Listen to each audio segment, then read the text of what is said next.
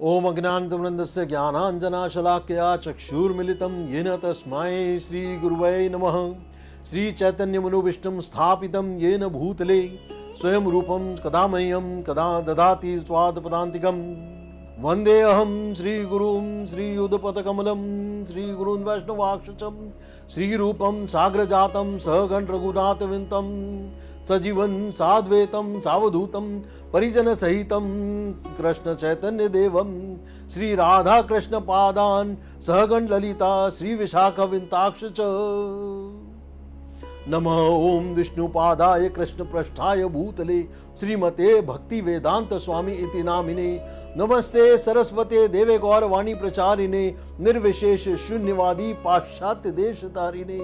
हे कृष्ण करुणा सिंधु दीन बंधु जगतपते गोपीश गोपिका कांत राधा कांता नमस्तुते। तप्त कांचन गौरांगी राधे वृंदावनेश्वरी वृषभानु सुते देवी प्रणमामि हरि प्रिये। वांछा कल्पतरुभ्यश्च कृपा सिंधुभ्यश्च वच पतितानां पावनेभ्यो वैष्णवेभ्यो नमो नमः।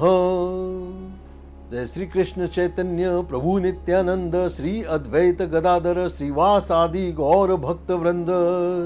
हरे कृष्णा कृष्णा कृष्णा हरे हरे, हरे राम राम राम हरे हरे। आप सब लोगों का आज की भगवद गीता क्लास में बहुत बहुत स्वागत और ग्लोरीज टू श्री प्रभुपाद और ग्लोरीज टू श्री गुरुदेव। तो आज हम भगवद गीता के 8वें चैप्टर के जो भगवत प्राप्ति नामक चैप्टर है, जो अक्षर ब्रह्म योग भी कहलाता है, कि बहुत ही प्रैक्टिकल और एंड ऑफ लाइफ की जो प्रैक्टिस वाले श्लोक पर चर्चा करेंगे।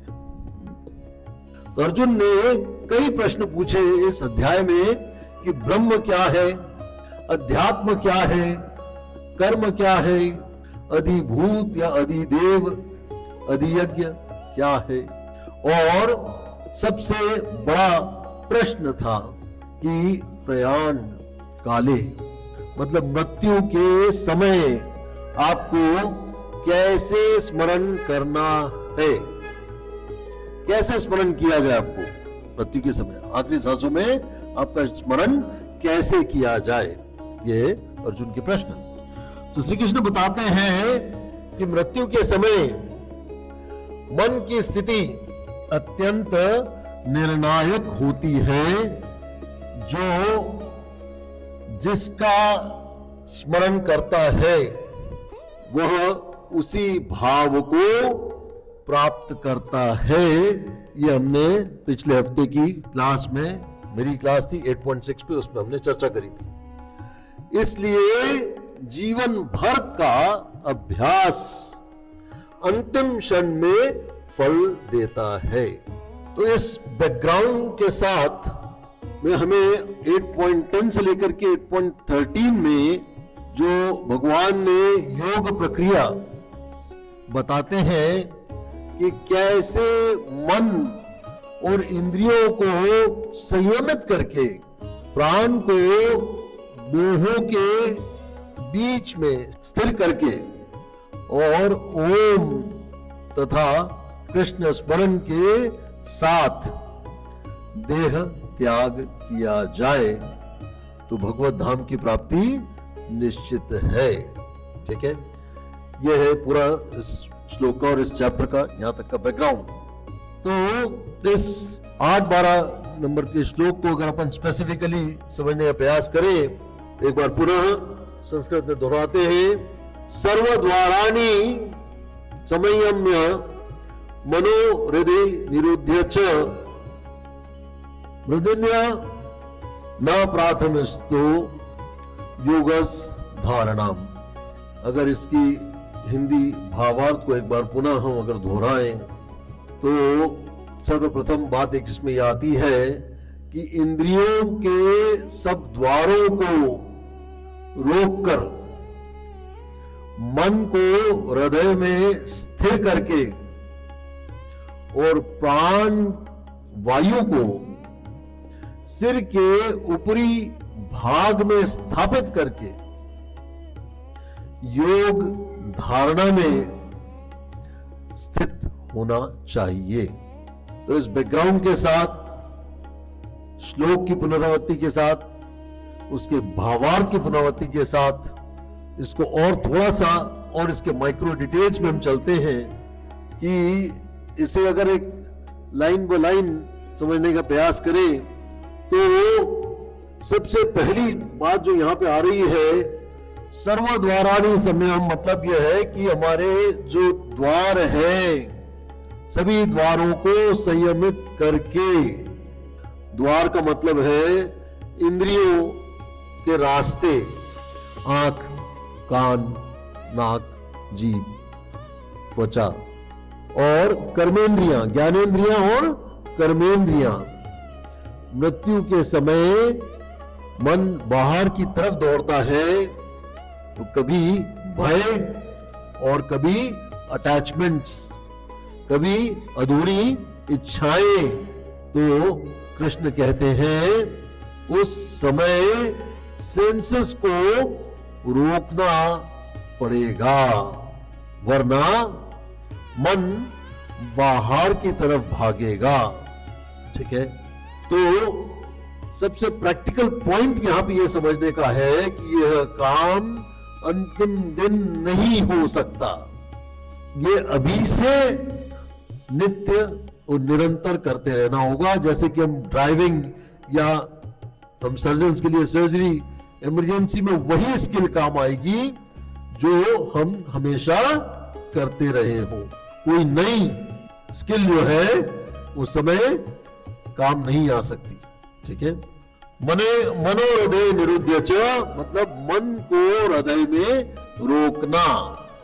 हृदय यहां पर कोई वो हर्ट वाला ऑर्गन नहीं है जो फड़फड़ाता है, फिजिकल हर्ट की बात नहीं हो रही है। यहां पे जो हृदय है वो अंतरात्मा की बात हो रही है, अंतःकरण की बात हो रही है, जहां भगवान का स्मरण टिका रहता है।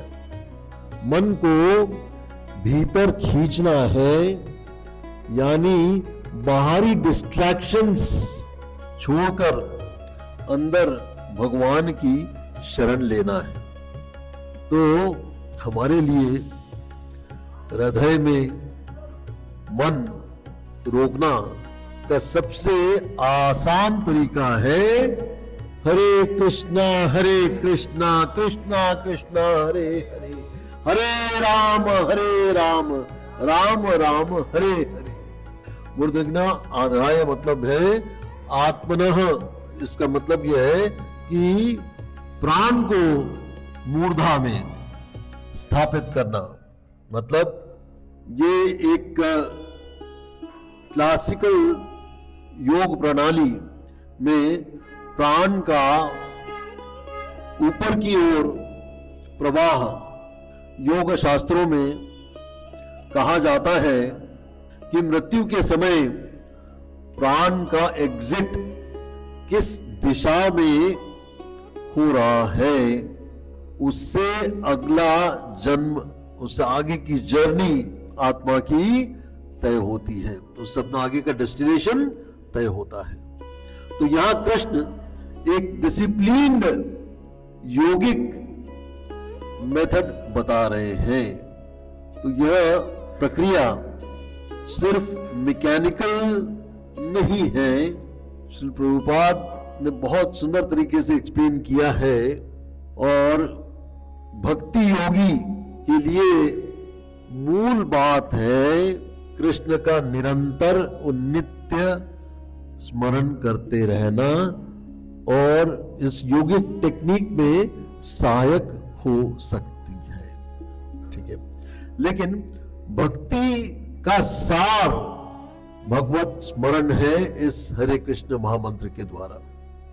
तो अस्थितो योग धारणाम का मतलब है योग धारणा में स्थित। धारणा, धारणा का मतलब है कंसंट्रेशन। यहां कंसंट्रेशन का मतलब है टारगेट, मतलब अगले श्लोकों में और स्पष्ट होगा कि ओम और भगवान का स्मरण हरे कृष्ण महामंत्र के द्वारा। जैसे कि 8.13 में भी बताया गया है, अगले कल के एक श्लोक में आएगा कि कृष्ण का ध्यान निरंतर नित्य करना है और ओम का स्मरण अगले आखिरी सांस में करते हैं तो भगवत धाम की प्राप्ति होती है। तो श्री प्रभुपाद ने के तात्पर्य के अनुसार मुख्य बिंदु जो निकल के आता है कि अब एज इट इज की स्पिरिट में प्रभुपाद जी के पर्पट का जो सबसे मुख्य एसेंस है वो यह है कि श्लोक योगियों की प्रक्रिया बताता है, ठीक है। जो काफी विभिन्न प्रकार के जो आध्यात्मिक संस्थाएं हैं उनमें जो योगी जो बनने का जो सिस्टम बताया जाता है, यहाँ के जो 8वें अध्याय का जो सेक्शन है जहां कृष्ण अष्टांग योग की डेथ टाइम पर की जो प्रोसीजर बता रहे हैं उसमें, लेकिन जो युग धर्म है वो युग धर्म के अनुसार आज के समय में वो बहुत कठिन है। तो कलयुग में मन बहुत चंचल है, लाइफ बहुत हेक्टिक है, ऐसे में प्राण का मूर्धा में स्थित करना ये बहुत प्रैक्टिकल नहीं लगता। तो हर किसी के लिए ये प्रैक्टिकली बहुत कठिन है, ठीक है।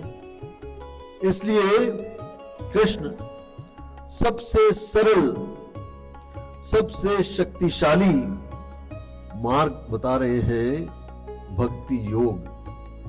मनमना मद्भक्तो मद्याजी माम नमस्कुरु, ये एक श्लोक ऐसा है जो 9वें चैप्टर के 34वें नंबर पे भी है और यही श्लोक फिर रिपीट किया है 18वें चैप्टर के 65वें श्लोक में। तो हे पार्थ, मैं उस योगी के लिए सुलभता से उपलब्ध हूं जो मुझ में तल्लीन रहता है और एकाग्र और अविभाजित मन से मुझे सदैव स्मरण करता रहता है, सदैव स्मरण करता है। Always remember Krishna, never forget Krishna. तो सदैव कृष्ण स्मरण जो 8.7 में भी आया था, अतः सदैव स्मरण जो है, जो सदैव मुझे स्मरण करता है और अपने युद्ध में और अपने युद्ध को लड़ो, सदैव मुझे स्मरण करो और अपने युद्ध को लड़ो और अपने कार्य का निर्वाहन करता है।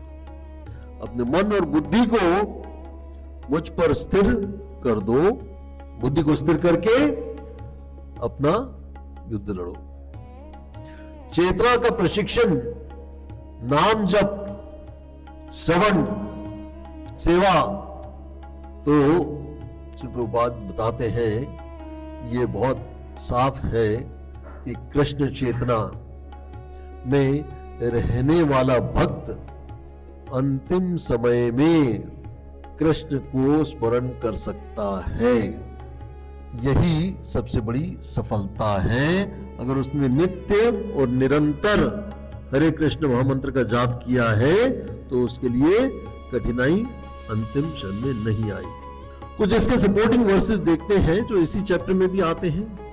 8-12 का जो ये श्लोक है वो एक और सपोर्टिव श्लोक आता है, एक पूरी कथा बन जाती है। अगर उन सब श्लोक को अगर एक क्लब रूप में देखा जाए तो आपको बहुत स्पष्ट होता है कि 8.6 में यह बताया गया, यम यम वापी स्मरणम भावम त्यजन्ते कलेवरम, मतलब अंतिम समय में कृष्ण का स्मरण करना अगला गंतव्य तय करता है।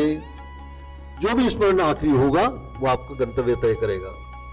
फिर 8.7 में बताया, तस्मात् सर्वेषु कालेषु माम स्मरः, तो सदैव मेरा स्मरण करो और अपना कर्तव्य पूरा करो।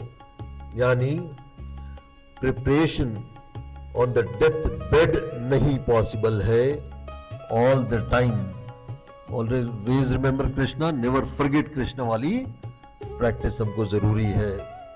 8.10 में भी प्रयाण काले वाले श्लोक में भी यही बताया गया है कि किस प्रकार से अंतिम क्षण में हमें भगवत धाम जाने के लिए अंतिम समय कैसे हमें सोचना है।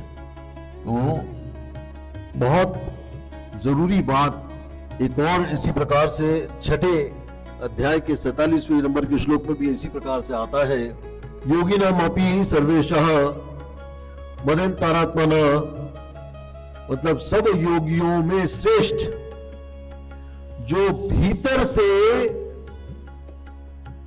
कृष्ण में निरंतर स्मरण करता है, जो भक्ति योगी है, वो भगवत धाम जाने का वो क्वालिफाई कर जाता है। अनंत यंतो सततम योम स्मरति, जो निरंतर मेरा स्मरण करता है उसके लिए मैं सहज रूप से उपलब्ध हूं। The one who always remembers me and never forgets me, I am always available for him or her. तो कंक्लूजन इस श्लोक का वो ये है कि 8.12 में टेक्निक बताई गई है और 8.14 में उसका मोस्ट एक्सेसिबल भक्ति वर्जन बताया गया है कि एक कहानी के रूप में इस पूरी बात को अपन एक समराइज करने का प्रयास करते हैं कि ट्रेनिंग बनाम इमरजेंसी, जैसे कि आप लोग जानते हैं मैं डॉक्टर हूं तो भाई हर बार जो सोच रहती है उसी ऑपरेशन के हिसाब से रहती है। तो ऑपरेशन थिएटर में इमरजेंसी केस अगर आएगा तो सर्जन वही सफल होता है जिसके फंडामेंटल्स में वो प्रैक्टिस है, वही चीज वो प्रैक्टिस करेगा। उस इमरजेंसी में कोई नया प्रोसीजर उस समय एक्सपेरिमेंट वो नहीं करेगा। वैसे ही मृत्यु एक इमरजेंसी नहीं बन, लेकिन बहुत अवेयरनेस की बहुत जरूरी है और उस अवेयरनेस के साथ सडनली कोई नया एक्सपेरिमेंट कोई नहीं करना चाहेगा। तो रोज जिस चीज का अभ्यास जो हम कर रहे हैं वही हमको अंतिम क्षण में सहारा देगा। दूसरा उदाहरण अगर हम देखें, नदी की धारा मतलब मन की आदत के बारे में अगर अपन जाने तो मन की ही आदतें हैं कि नदी की धारा जैसा उसमें विचार बहते रहते निरंतर, इच्छाएं कामनाएं उठती रहती हैं। यदि 30 सालों में सेंस ग्रेटिफिकेशन की तरफ बहता रहा है अगर मन, तो अंतिम क्षण में क्या आपको लगता है कि अचानक से कृष्ण का स्मरण हो पाएगा? क्या ये संभव है? तो इसलिए 8.7 में भगवान बताते हैं, भगवान का ये आदेश है कि सदा कृष्ण स्मरण करते रहना है। अजामिल ने आखिरी समय में अपने पुत्र नारायण को पुकारा और चूंकि नारायण लिया तो उसका उद्धार हो गया, जबकि उसने अपने बेटे को पुकारा था, लेकिन उसका उद्धार हो गया नारायण का नाम लेते से। तो नाम का जो प्रभाव है ना, वो कितना महत्वपूर्ण है उसका पतन नहीं हुआ। और यह बताता है कि नाम स्मरण कितना पावरफुल है। तो यहां बहुत स्पष्ट रूप से एक मैसेज निकल करके आता है कि नाम जीवन भर लेना है ताकि अंत में नेचुरली भगवत स्मरण हो सके। तो बहुत प्रैक्टिकल बात, प्रैक्टिकल एप्लीकेशन के हिसाब से बहुत जरूरी है ये 8-12 नंबर का श्लोक। तो इसको हमने किस तरीके से जिया जाए अगले कुछ मिनटों में इसको अपन समझेंगे कि क्या टिप्स हमें समझ में आती है, किस प्रकार से हम इसको ले सकते हैं कि हम डेली लाइफ में 8-12 का प्रैक्टिकली इसको कैसे प्रैक्टिस कर सकते हैं, कैसे इसका अध्ययन कर सकते हैं, कैसे इसका अभ्यास कर सकते हैं। सर्वद्वाराणि संयम मतलब इंद्रिय संयम के कुछ उपाय बता रहा हूं मैं, 5 उपाय बता रहा हूं। नंबर 1 है डाइटरी डिसिप्लिन, भगवान का उच्चिष्टा पाना, प्रसाद पाना, कृष्णटेरियन डाइट पाना, ताकि वो आपकी अनावश्यक उत्तेजना को कम करता है। दूसरा है डिजिटल फास्टिंग, 2 स्लॉट रखिए सुबह शाम, और जो भी कुछ आपको देखना है करना है, बाकी उस फोन को साइड में रख दीजिए। आइज डिसिप्लिन, जो मन को गिरने ना दे उसे फीड मत करो। टंग कंट्रोल, जैसा कि हम जानते हैं जुबान खाने और बोलने दोनों में इस्तेमाल होती है, तो प्रजल्पा नहीं करना है और प्रसादम ही पाना है। 5वां साधु संग, ठीक है, ये बहुत महत्वपूर्ण बात है कि किस प्रकार से हम अपने इन 5 चीजों को करके, फिर आता है मन को हृदय में रखने के लिए और 4 उपाय। नंबर 1, जपा विथ फुल अटेंशन। नंबर 2, श्रवणम, नियमित रूप से करते रहना, श्रीमद् भागवतम का, भगवत गीता का, एटलीस्ट 15 से 20 मिनट के लिए। कीर्तन मूड में निरंतर नित्य बने रहना। फिर है सेवा, निरंतर करते रहना। जय श्री राधा गोविंद जी की। तो आज की इस कक्षा को यहीं पे अंतिम प्रारंभ में चलते हैं। बहुत बहुत धन्यवाद आप सबको।